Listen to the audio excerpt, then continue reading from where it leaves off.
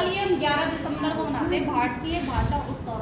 Government का इस day को या इस उत्सव को मनाने का बस एक मोटिव है कि बच्चे आजकल भाषाएं भूलते जा रहे हैं। रीजनल लैंग्वेज उन्हें अपनी बिल्कुल भी नहीं पता।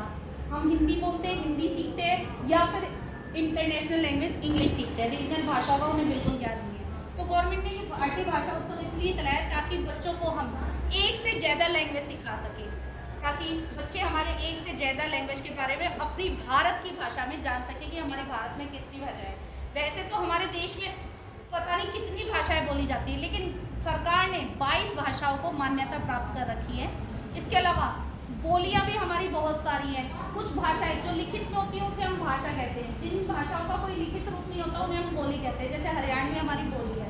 तो हम चाहते हैं कि आप भी अपने बच्चों को अपनी रीजनल लैंग्वेज भी सिखाएं, अपनी ही नहीं दूसरे प्रांत की भी सिखा सकते हैं। आप उन्हें हिंदी, इंग्लिश, संस्कृत के साथ साथ संस्कृत भी सिखाएं। मैं तो कहती हूँ संस्कृत हमारी प्राचीनतम भाषा है और वही हमारी सारी भाषाओं की जननी है, तो आप संस्कृत भी सिखाएं। संस्कृत के साथ, हिंदी के साथ आप अन्य भाषाओं का भी उन्हें ज्ञान दें। जैसे कोई बंगाल से बिलोंग करता है तो उन्हें बंगाली सिखाई जाए, बिहार से बिलोंग करता है तो अवधी, मैथिली, बहुत सारी भाषाएं मिलती है बिहार में टच करती है। तो आप, मैं चाहती हूँ, बस मेरा उद्देश्य ये है कि जो सरकार ने ये चलाया है, मुहिम चलाई है, उस मुहिम के अंतर्गत आप अपने बच्चों को भाषाओं का ज्ञान दें, अलग अलग भाषाओं का।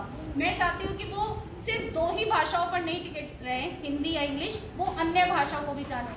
हर बच्चे को कम से कम 5-6 भाषाओं का, अपनी इंडियन 5-6 भाषाओं का ज्ञान होना बहुत ज़रूरी है।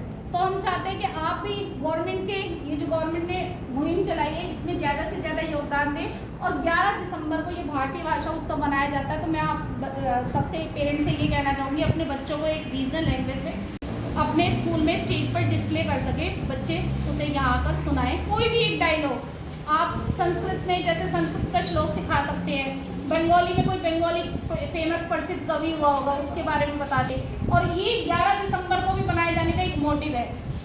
हमारे एक कवि हुए थे फेमस, सुब्रमण्यम, उन्हें एक से ज़्यादा भाषा, कम से कम उन्हें 6-7 भाषाओं का ज्ञान था, उन्होंने उसमें अपनी कविताएं लिखी।